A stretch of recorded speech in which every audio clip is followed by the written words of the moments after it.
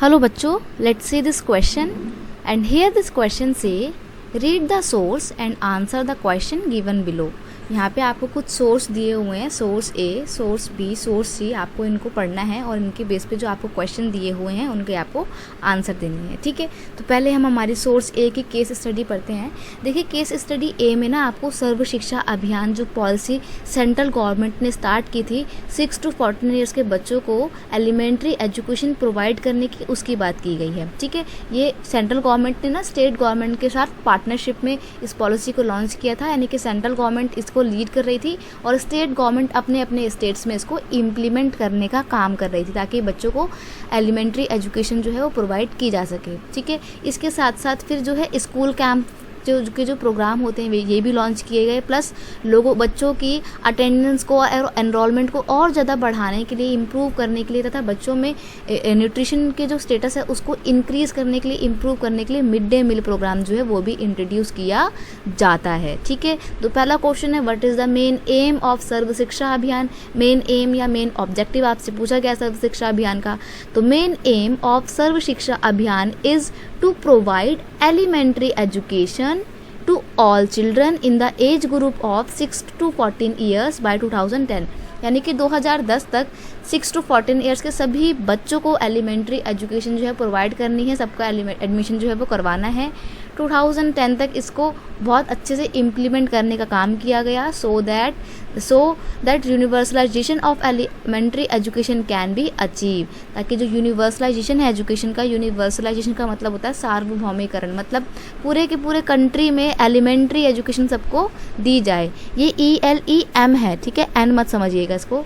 Elementary education जो है वो सबको प्रोवाइड की जाए और यूनिवर्सलाइजेशन ऑफ एजुकेशन जो है वो उस टारगेट को अचीव किया जा सके, इस पर्पस से सर्व शिक्षा अभियान को स्टार्ट किया गया था। ठीक है, सोर्स बी में आपको एजुकेशन के बारे में बताया गया है कि एजुकेशन कैसे एक कंट्री के लिए बहुत इंपॉर्टेंट है, क्योंकि जब जिस कंट्री के लोग सबसे ज़्यादा एजुकेटेड होंगे उस कंट्री में इनकम ज़्यादा होगी। क्यों? क्योंकि एजुकेटेड लोग जो होते हैं वो काम करने में उनके पास स्किल्स होती हैं, वो अलग अलग तरीके से सोच सकते हैं। ठीक है, उनके अंदर अवेयरनेस होती है चीज़ों को लेकर, तो इससे कल्चरल डाइवर्सिटी और रिचनेस भी आती है, प्लस कंट्री की भी ग्रोथ होती है। इसलिए एजुकेशन बहुत ज़रूरी है। इसलिए गवर्नमेंट ने एजुकेशन प्रोवाइड करने के लिए एलिमेंट्री एजुकेशन का जो पूरा सिस्टम है उसको बहुत ज़्यादा इम्प्रूव किया है, प्लस हर एरिया में जो गर्ल चाइल्ड एजुकेशन है उस पर और ज़्यादा एम्फेसाइज देने की कोशिश की गई है। हर डिस्ट्रिक्ट में नवोदय विद्यालय जो है वो स्टार्ट किए गए हैं जहाँ पे हॉस्टल फैसिलिटीज़ बच्चों को प्रोवाइड की जाती है, प्लस गवर्नमेंट ने वोकेशनल एजुकेशन पर भी अब जो है जोर दिया है ताकि लोग ऑक्यूपेशनल नॉलेज को सीख सकें। ठीक है, तो ये सारी बात बोली गई है सोर्स बी में। अब देखते हैं क्वेश्चन क्या बनता है सोर्स बी से। Why have vocational streams been developed, यानी कि जो वोकेशनल स्ट्रीम्स थी, वोकेशनल एजुकेशन है, उस प्लान को क्यों डेवलप किया गया, ये आपसे इस क्वेश्चन में पूछा गया है। ठीक है, तो देखते हैं इसका आंसर।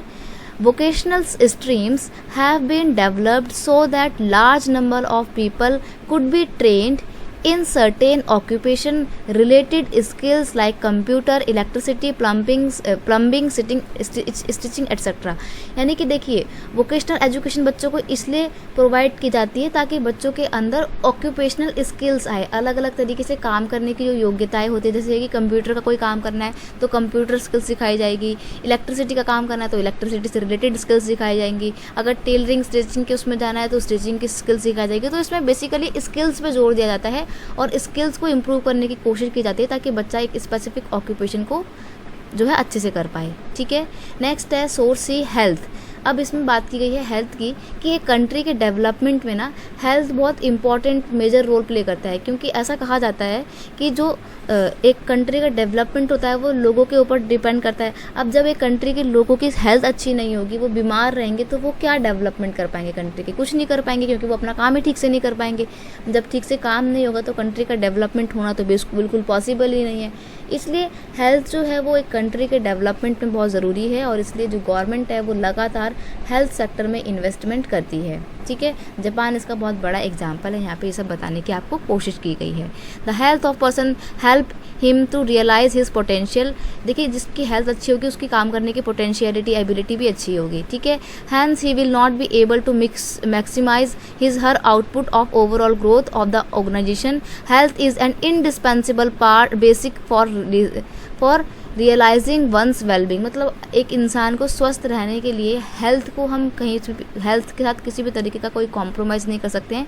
ये एक इंडिस्पेंसिबल बेसिक पार्ट है, यानी कि अभिन्न अंग है एक इंसान के, एक कंट्री के डेवलपमेंट का। ठीक है, तो यहाँ पर क्वेश्चन यही पूछा गया है कि why health status of the population has been the priority of country, क्यों हेल्थ स्टेटस एक कंट्री के लिए प्रायोरिटी प्रूव होता है या प्रायोरिटी होता है। ठीक है, तो देखते हैं क्वेश्चन है, आंसर है health status of population has been a priority of a country because healthy citizen could put more effort into the development and progress of a country.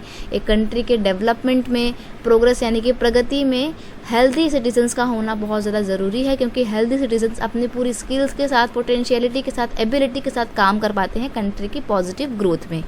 Japan is its biggest example, as Japan has considered a developed country because it gave priority to invest on people's education and health। जो Japan है वो भी Asia की एक छोटी सी country है, लेकिन वो एक डेवलप्ड कंट्री में इसलिए काउंट होती है क्योंकि जापानीज़ गवर्नमेंट ने लोगों के एजुकेशन और हेल्थ को बहुत ज़्यादा इंपॉर्टेंट समझा और उसके ऊपर लगातार इन्वेस्टमेंट की है।